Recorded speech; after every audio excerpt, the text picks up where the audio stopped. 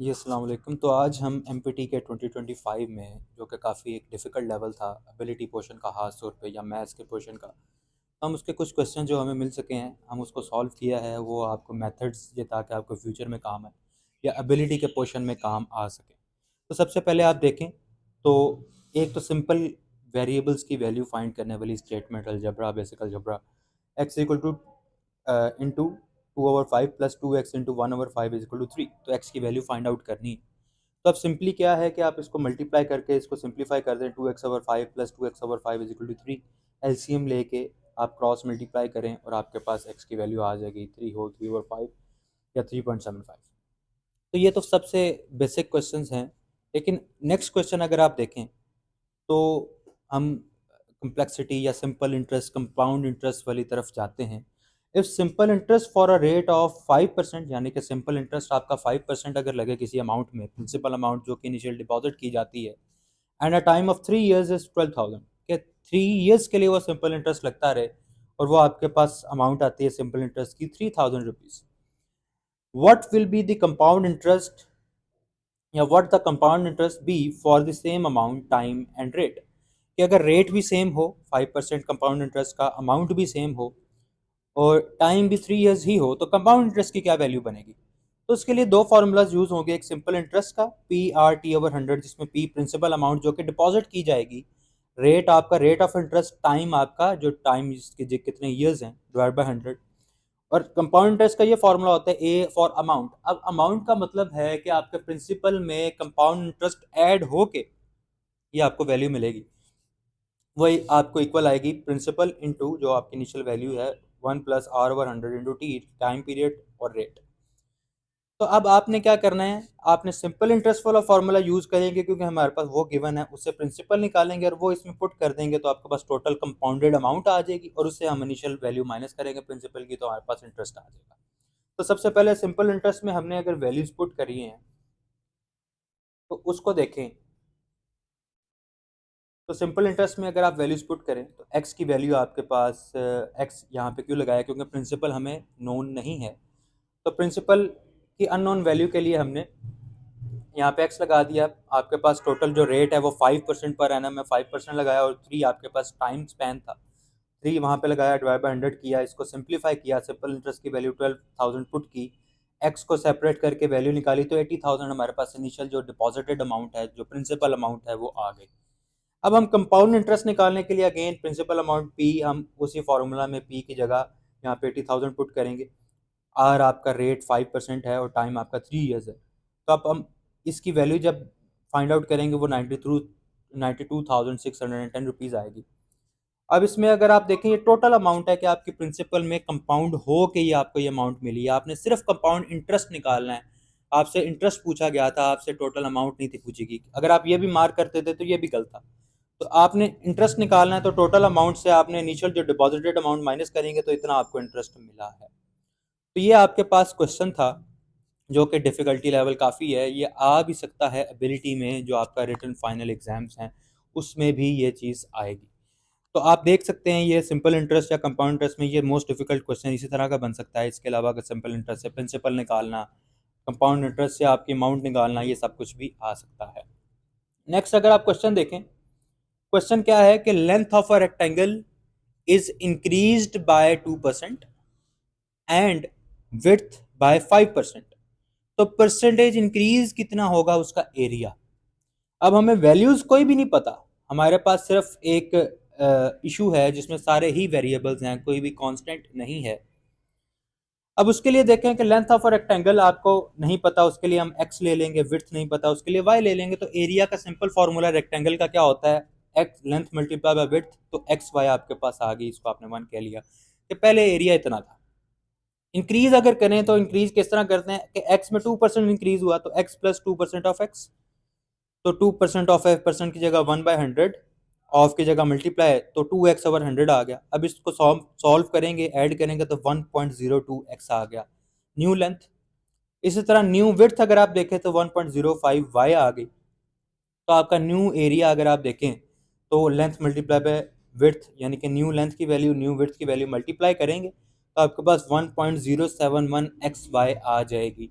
अब ये आपका न्यू एरिया, ये आपका ओल्ड एरिया है। आपने अब इसमें परसेंटेज इंक्रीज निकाली है। परसेंटेज इंक्रीज का क्या फॉर्मूला होता है? Increase over original value multiply by 100%। अब इंक्रीज किस तरह निकालते हैं कि जो बाद वाली वैल्यू है उससे पहले वाली माइनस करेंगे तो इंक्रीज कितनी हुई वो आ जाएगी। तो बाद वाली वैल्यू माइनस पहले वाली वैल्यू इंक्रीज, ओरिजिनल वैल्यू जो पहले वाली वैल्यू होती है divide by X Y multiply by 100%। तो आप इसको सिंप्लीफाई करें, 0.071 X Y divide by X Y into 100%, X Y cut जाएगा और आपके पास 7.1% रिमेनिंग अमाउंट आएगी, जो कि आपका इंक्रीज इन एरिया है। कि अगर आप 2% लेंथ बढ़ाते हैं, 5% विड्थ बढ़ाते हैं, तो आपके पास एरिया की इंक्रीज इतनी आती है। तो ये आपके पास क्वेश्चन थे इनिशियल। इसके बाद एक और क्वेश्चन जो एमपीटी में आया वो ये था कि ए ने स्टार्ट किया बिजनेस। आप 2 फ्रेंड्स लें, अगर 3 फ्रेंड्स हों तो उसमें भी सेम मेथड ही लगेगा। 4 फ्रेंड्स हो, जितने भी हो। तो ए ने बिजनेस स्टार्ट किया, 50,000 रुपीज़ इन्वेस्ट किए। 6 मंथ्स बाद बी ने भी ज्वाइन किया और 80,000 इन्वेस्ट किए। अब 3 ईयर्स बाद प्रॉफिट डिवाइड करना है, तो किस तरह करेंगे? तो इनिशियली हमने रेशो देखनी है कि दोनों को किस रेशो में प्रॉफिट मिलेगा। अब बच्चे क्या गलती करते हैं, तो रेशो सीधा 50,000 80,000 में निकाल के शेयर निकाल लेंगे, जो कि गलत होगा। क्यों? कि टाइम स्पैन दोनों का डिफरेंट है। तो हमने टाइम पीरियड के लिहाज से देखना है कि 6 मंथ्स है तो 3 ईयर्स में 36 मंथ्स है। एक इन्वेस्टमेंट 36 मंथ्स रही वहां पे, तो उसकी अगर हम इक्विवेलेंट वैल्यू देखें तो वो 18 लाख बनती है। लेकिन बी की इन्वेस्टमेंट 30 मंथ्स रही, क्योंकि वो 6 मंथ्स बाद आया, तो उसकी इक्विवेलेंट वैल्यू आपके पास 24 लाख। दोनों को सिंप्लीफाई करके रेशो देखें तो ए का शेयर है, बेशक उसने कम अमाउंट लगाई है, लेकिन उसका ए का शेयर 3 पार्ट्स बनता है, बी का शेयर 4 पार्ट्स बनता है।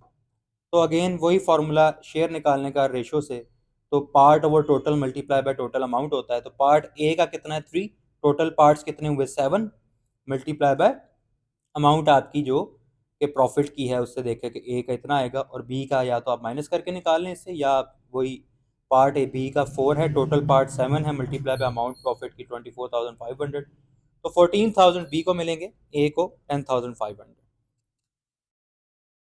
नेक्स्ट आपके पास एक और question, a train passes a station platform in 36 seconds and a man in 20 second. यानी कि एक ट्रेन अगर एक पर्सन खड़ा हुआ है उसके सामने से 20 सेकंड्स में गुजर जाती है, लेकिन एक पूरे प्लेटफॉर्म से 36 सेकंड्स में गुजर जाती है। ट्रेन की स्पीड दी है तो हमने लेंथ ऑफ प्लेटफॉर्म निकालनी है। अब लेट्स से ये प्लेटफॉर्म है एक, यहाँ से यहाँ तक। अब ट्रेन जो पास की है वो 36 सेकंड में पास की है।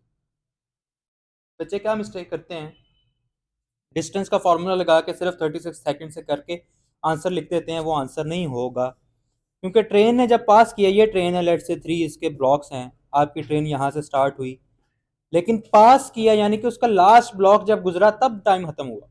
तो यहाँ से स्टार्ट की, यहाँ पे उसका फ्रंट फेस गुजरा, तो ये प्लेटफॉर्म की लेंथ है। लेकिन एक्स्ट्रा ट्रेन भी गुजरी पूरी, तो ये लेंथ भी सारी एक्स्ट्रा है, क्योंकि ट्रेन ने भी क्रॉस किया। तो जब ट्रेन पूरी गुजर गई तो आपके पास 36 सेकंड टाइम लगा। अब इसका डिस्टेंस देखेंगे तो इसमें ट्रेन की लेंथ एक्स्ट्रा आ रही है प्लेटफॉर्म के साथ, जो कि हमारा आंसर नहीं है रिक्वायर्ड। हमारा आंसर है लेंथ ऑफ प्लेटफॉर्म। तो लेंथ ऑफ प्लेटफॉर्म निकालने के लिए हम पर्सन वाली वैल्यू यूज करेंगे। अब पर्सन खड़ा है, उसके सामने से ट्रेन गुजरी, यानी कि पास होना स्टार्ट हुई फर्स्ट बॉक्स, और जब लास्ट बॉक्स गुजरा तो वहां तक टाइमर चला, तो वो 20 सेकंड है। यानी कि 20 सेकंड्स में जितनी ट्रेन या जितना डिस्टेंस कवर हुआ वो ट्रेन की लेंथ है। यहाँ से स्टार्ट हुई, यहाँ पे खत्म हुआ, तो जितने लेंथ या जितना डिस्टेंस ट्रेन ने कवर किया वो उसकी लेंथ की इक्वल था। तो हम पहले उससे लेंथ ऑफ ट्रेन निकालेंगे। तो time taken to pass a man 20 seconds and speed 54 kilometre per hour है। इसको हम सेम सेकंड्स में कन्वर्ट करेंगे मीटर पर सेकंड में। तो स्पीड अगर देखें तो 54 kilometre, 1 kilometre equals 1000 metres and 1 hour equals 3600 seconds. आपने वैल्यू पुट करके सिंप्लीफाई किया तो मीटर पर सेकंड में 15 मीटर पर सेकंड स्पीड आ गई ट्रेन की।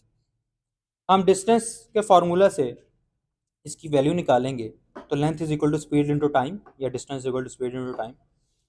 तो आपके पास 20 आपके पास टाइम है, 15 स्पीड है, मल्टीप्लाई किया तो 300 मीटर आपके पास आंसर आया। अब ये ट्रेन की लेंथ है, ये भी हमारा रिक्वायर्ड आंसर नहीं है। अब रिक्वायर्ड आंसर की तरफ जाएं तो अगर हम जो 36 सेकंड्स वाला टाइम था उसे हम टोटल लेंथ निकालें, जिसमें प्लेटफॉर्म की लेंथ प्लस ट्रेन की लेंथ थी, तो उसको 36 सेकंड में टोटल लेंथ निकालें तो 15 आपकी स्पीड इंटू टाइम 36 540 मीटर्स आपका आंसर आता है। लेकिन इसमें ट्रेन की लेंथ भी है, तो हम लेंथ ऑफ प्लेटफॉर्म के लिए टोटल लेंथ से ट्रेन की लेंथ माइनस कर देंगे तो 540 माइनस 300 आपका 240 मीटर्स आंसर आ जाता है। इसी तरह आपका नेक्स्ट क्वेश्चन एक और है एमपीटी में, जो कि एक इंटेलेक्चुअल टाइप क्वेश्चन था। If 2 Feb 2024 is Monday, what will be the day on 2 Feb 2023? 1 year पहले क्या डे था? तो इसमें यह है कि 7 डेज़ का साइकिल रिपीट होता है, यानी कि 7 डेज़ आगे जाएँ तो तब दोबारा मंडे आएगा, या 7 डेज़ पीछे जाएंगे तो तब दोबारा मंडे आएगा। यानी कि 7 के टेबल पे जितने भी आपके नंबर ऑफ़ डेज़ आते हैं, 7 डेज़, 14 डेज़ गुजरे दोबारा मंडे, आपके 21 डेज़ गुजरे दोबारा मंडे, 28 डेज़ गुजरे तो दोबारा, यानी कि 7 के टेबल पे जितने भी आपके आएंगे डेज़ तो वो मंडे ही है। यानी कि 7 × 52 364, यानी कि 364 डेज़ आगे जाएं या पीछे जाएं तो दोबारा मंडे ही आएगा।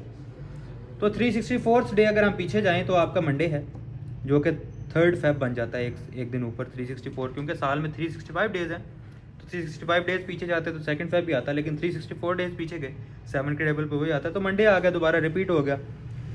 अब हमने 2 Feb का देखना है, तो 3 Feb को मंडे था, तो 2 Feb को आपका संडे होगा, एक दिन पीछे गए, तो ये आपका संडे आंसर था। तो इस तरह आप देख सकते हैं, जैसे 2 Feb को अगर मंडे था तो 2 को मंडे है, 9 को दोबारा मंडे होगा, 7 के टेबल पे जितने आगे आते जाएंगे, 7 डेज़ बाद दोबारा 16 को मंडे, 23 को मंडे, तो आप फिर उधर से 27 का फ्राइडे लगा लें।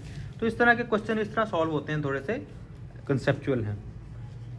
एक इंटेलिजेंस या एबिलिटी से रिलेटेड क्वेश्चन ये था कि if 200 students pass FPSC, 100 score exceptional marks and 500 fail, how many total students appeared? अब देखिए 200 पास हुए जिसमें 100 ने एक्सेप्शनल स्कोर किया, तो दैट डजंट मैटर। 200 पास हुए जिन्होंने एक्सेप्शनल स्कोर किया वो भी तो पास ही है ना, तो वो उसमें ऑलरेडी इंक्लूडेड होते हैं। 500 ने फेल किया तो टोटल कितने होंगे? 700, क्योंकि 500 ने फेल किया, 200 स्टूडेंट्स टोटल थे जो पास हुए थे, तो दोनों को ऐड करें, एक्सेप्शनल स्टूडेंट्स ऑलरेडी पासिंग में इंक्लूडेड होते हैं, तो आपका 700 बनता है, 800 आंसर नहीं बनता। तो ये थोड़ा सा कंसेप्चुअल लास्ट क्वेश्चन है। Profit of a certain thing 320% था इनिशियली, लेटर कॉस्ट उसकी 25% बढ़ गई, अब क्या परसेंटेज है? या ऑलमोस्ट अगर जितनी स्टेटमेंट इसमें अगर मिसिंग है, अगर मिसिंग ही लग रही है, लेकिन जो हमें रिक्वायर्ड आंसर या क्वेश्चन मिला है उसको सॉल्व किया गया है। इनिशियल कॉस्ट अगर x है तो सेलिंग प्राइस ज़ाहिर है कि प्रॉफिट ऐड करके होती है, तो 320% ऐड होगा, तो 320% प्रॉफिट था, 320% ऑफ x ऐड किया, तो 4.2x हमारे पास आंसर आ गई सेलिंग प्राइस। अब न्यू कॉस्ट अगर देखें उसमें 25% ऐड हो गया, तो 25% ऐड किया, 1.25x हमारे पास न्यू कॉस्ट है। तो अब न्यू कॉस्ट के कंपैरेटिव हमने सेलिंग प्राइस को देखना है कि कितने परसेंट ज़्यादा है, तो पार्ट हमारा सेलिंग प्राइस है, टोटल हमारा 1.2x है, मल्टीप्लाई बाय 100%, तो आपके पास 336% आंसर आ जाता है। लेकिन अगर इस स्टेटमेंट में फॉल्ट है तो वो उसके अकॉर्डिंग एडजस्ट हो जाएगा। तो बच्चे ये टोटल हमारे पास क्वेश्चंस हैं जो अभी तक हमें मिले हैं, क्योंकि मैथ का एबिलिटी पोर्शन या एमपीटी का एबिलिटी पोर्शन अभी तक इंटरनेट पे वो टोटल अवेलेबल नहीं है। तो जैसे ही ये अवेलेबल होगा तो बाकी क्वेश्चंस भी सॉल्व हो जाएंगे। तो जज़ाकल्लाह, होप सो दिस हेल्प्स।